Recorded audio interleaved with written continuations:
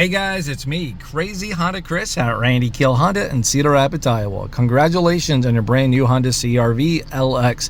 In this video, I'll show you guys how to customize all of your vehicle settings so when you drive off the lot, you are set for success. All you have to do is show it off to your friends and family. First steps, make sure the vehicle's on and running. Check. Make sure you're in park. If the vehicle is not in park, you cannot play around with the vehicle settings up there. Now, we will focus on the left-hand side of the driver's interface screen. You'll see you're going to be looking for vehicle setting. To navigate through this menu, on the left-hand side of the wheel, you got nice little wheel action. You can go up and down to select items you push in the wheel. Then once you're all done playing around, at the end of this video, you're going to hit the home button, and it's going to bring you right back here to this menu, okay? So, we found vehicle settings, push in the wheel, scroll down. As you guys notice, it's going to have a group menu. When you push in to get to the next item, you're going to have two arrows up there for a menu, and then you're going to have a setup. So that's how far down in the menus you are.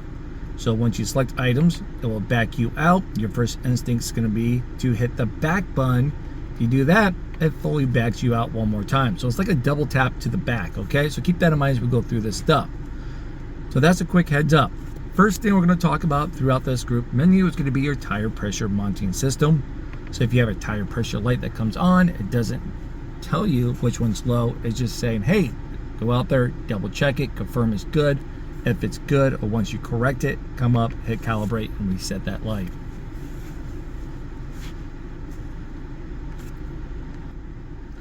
Now we're going to come down to the driver's assist system setup.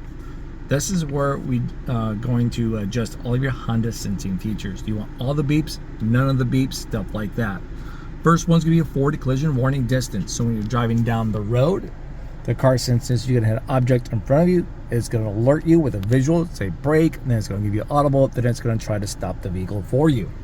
All right, so that's your forward collision. At what distance do you want it to tell you? Well, a lot of times people just keep this on normal. Now we're going to scroll down to your ACC. That's your adaptive cruise control forward vehicle detection beep. So every time a car gets in and out of range of your adaptive cruise control, do you want this to beep at you? Now once again, there's going to be no wrong or right answer how you guys want to customize this. For the sake of the video though, I'm going to turn everything on, so when someone takes this out for a test drive, they can decide on their own if they like it or not. Next one's road departure mitigation. So this is going to be the sensitivity of it's going to keep you in the center of your lane for your lane keep assist and traffic jam assist. Maybe you don't want it to, as you go out of your lane to bring you back. Maybe you just want it to warn you only. That's when you're going to select warning only. Once again, majority of people keep this on normal. Lane keeping assist suspense beep. So this is when you have your lane keep assist on or traffic jam assist. You go out of your lane, beep, beep, beep, beep, beep, beep, as it brings you back. If you don't like it to beep as it brings you back, you can select that off.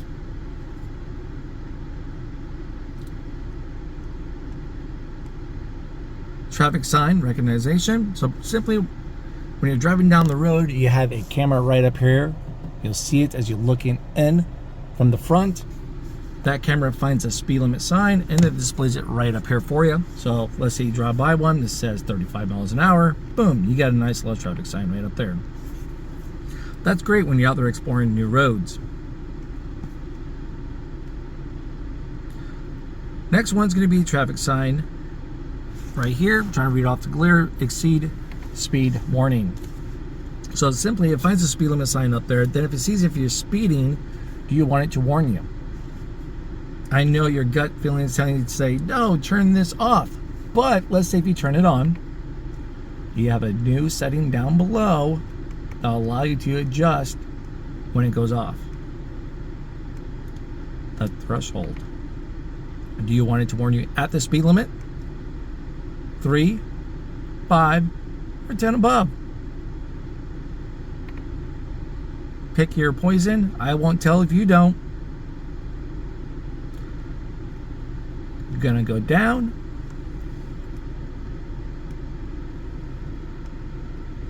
driver's attention monitoring system. So pretty much the car knows the difference between the wind blowing you around, you're doing a really bad job at driving, that you should pull over and take a break. I'm assuming you probably want the car to do everything in its power to alert you to be safe when you need to take a break. So 9 out of 10 times people will select that option right there. Now that's everything for your Honda sensing features. Now we'll scroll down to meter setup. Language. Well, it's going to be a pretty easy choice right here throughout the video. I'm going to select English. Scroll down. So your outside temperature display. You can see right now it is 91 degrees outside. But if you want to fine tune that within a 5-degree swing, you can.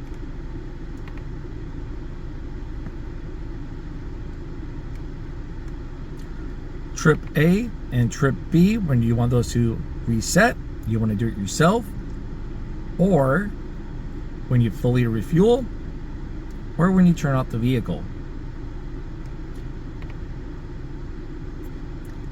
My walk around videos will show you how to reset those on your own as you see fit. Trip B is going to be the same thing. Adjusted alarm volume. That's going to be like your warning and turning indicators, your buzzers, stuff like that. How loud or quiet would you like those items to be? I can see that my wife be like, hey, turn that up. You got selective hearing, Chris.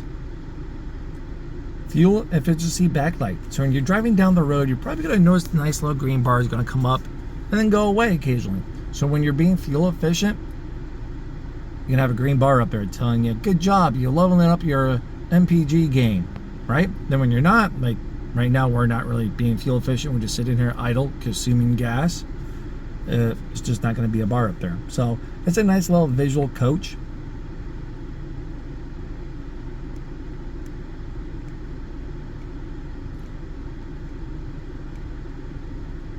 Rear seat reminder.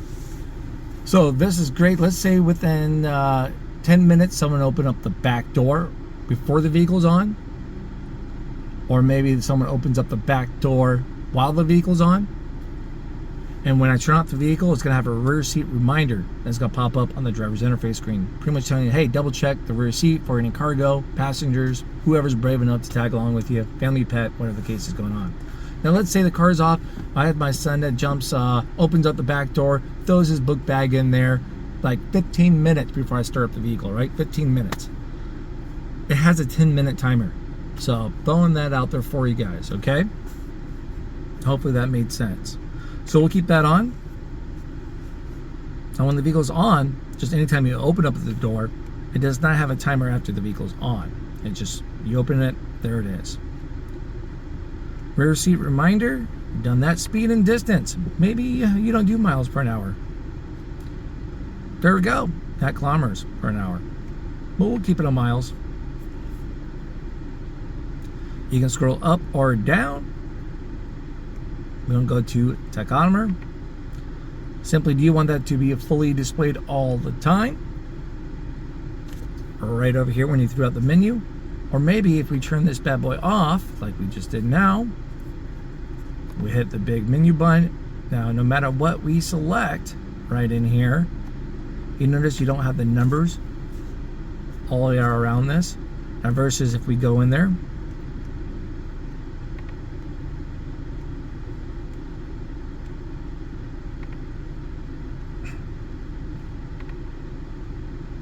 and turn it on at home, you have those all the way up there for your RPMs, no matter what you select. So it's a nice little visual if you like that little sporty vibe. Who knows what the case might be. If you want it up there, great. If you don't, you can turn it off. Now that was everything under meter setup. We're going to select light setup, auto, high beams. So when you're driving down the road, down the highway, it doesn't sense any oncoming traffic. No city lights or anything up there, right? Boom. Lights, auto high beams will automatically come right on. Of course, that's if your lights are set to auto. Okay. Now it senses oncoming traffic. Boom. Turns them off. No longer auto high beams from that point. So you want those bad boys on or off. We'll keep them on. Now we're going to go down to interior light dimming time. So let's say we got our light set to right here in the middle. All right, so you guys out there driving around, you shut off the car, you open up the door, you shut the door, shut off the car, shut the door. How soon do you want your interior lights to turn off? When you walk away from the vehicle. 30 seconds, 60, 15.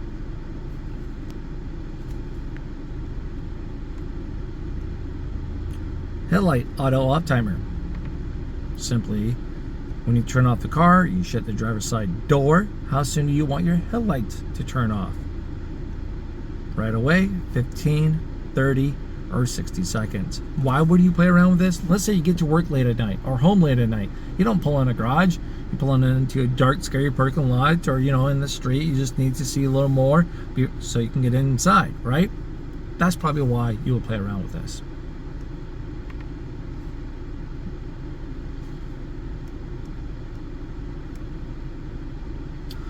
Auto light sensitivity, that's the next one. So when your headlights are set to auto, how soon do you want your lights to come on for day and nighttime levels? A lot of people just keep these at default for light setup.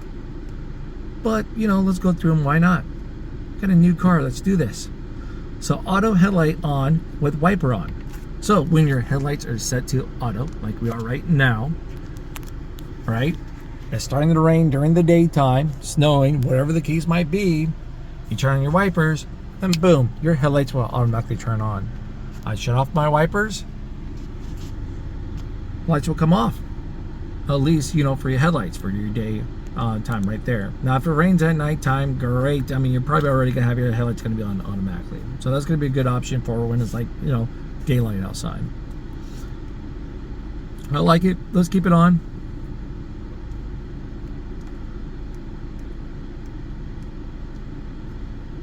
Wow, that was pretty quick. Done with that one. All done with lighting setup. We're going to go to door setup. Auto door lock. You just got in the car. You're about to drive away. Go show it off to your friends, right? When do you want your car doors to lock? With speed. When you shift from park to like drive or reverse, boom, it locks it.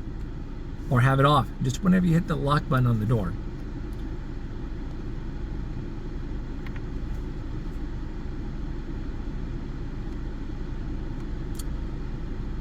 Auto door unlock. So just like the last settings, except for when you want your doors to unlock. I like the first option. That's my favorite. I got 3 kids, the wife, family vehicle. They take it out quite a bit, right? This is a good option. So when the wife arrives where she's going, if it's somewhere new, she can turn off the car can be in park. They can look around, mind their surroundings, make sure everyone's good, make sure there's oncoming traffic. And so therefore, I can open up the door. Wife can open up the door. Boom, doors unlock. They can't until one of these 2 doors are open. Okay, from there. So that's a good option for safety. Or you can have it all doors when you shift to park. Kids are older now. Passengers know better. All right, I can't wait for you guys to get the heck out of it and get in that high school or whatever the case might be. Okay, or just when you turn off the vehicle. So all good options. Have it off. Just whenever you hit the unlock on the door, and then it'll automatically unlock.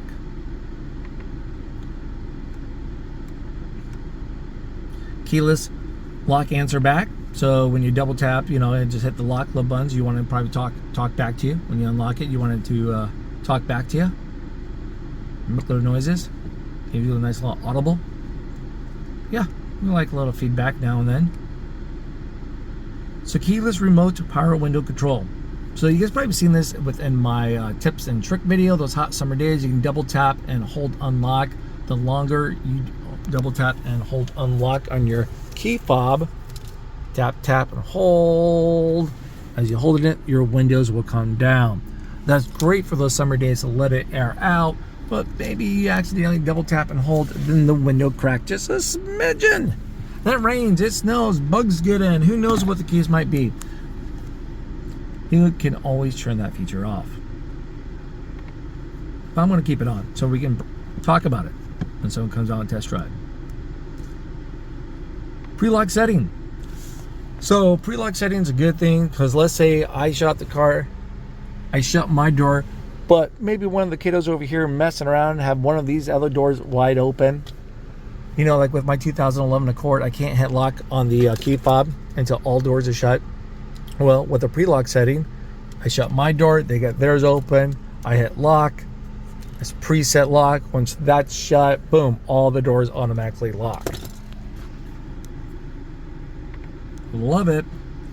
There's always someone taking more time than dad. That's it from there. Maintenance. I have a video out there regarding maintenance. You get codes up here. This is the part you're going to see some items occasionally will display throughout the vehicle. You know, like maintenance code A, B, 1 through 7. What do they mean? How do they come up? Stuff like that. So if you guys don't want to, maybe you just want to use the fail-safe codes based on what the car tells you, based on your driving habits, that's a good option. Check out that separate video too as well from there. So there it is, guys. That's going to be your brand new Honda CRV LX. Congratulations once again. Hopefully this video helped you guys out. Then don't forget to check out my other videos.